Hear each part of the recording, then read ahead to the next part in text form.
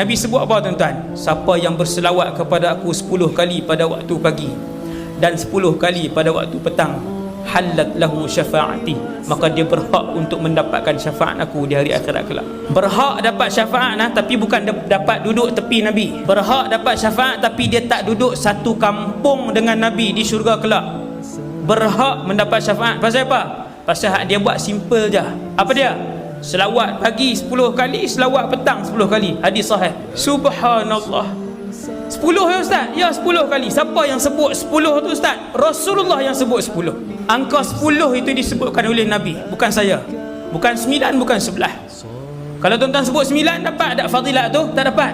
Yang menyebutkan selawat kepada aku 10 pada waktu pagi, 10 pada waktu petang, halat lahu syafaati, Nabi kata dia berhak dapat syafaat aku di padang mahsyar kelak.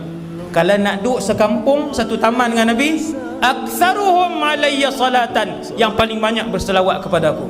Sahabat tanya, banyak tu banyak mana ya Rasulullah? Adakah 1/4 daripada hidup kami? Tuan-tuan, 1/4 tu 6 jam. Nabi kata kalau banyak lagi bagus.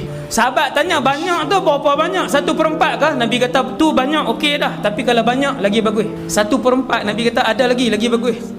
Sahabat kata 2/4 kah hidup kami? Nabi kata banyak, tapi kalau lagi banyak lagi bagus. 3/4 kah ya Rasulullah hidup kami ni berselawat? Nabi kata tu banyak dah, tapi kalau banyak lagi bagus. 3/4 banyak lagi bagus macam mana tuan?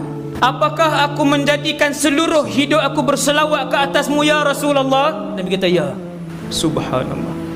Seluruh kehidupan.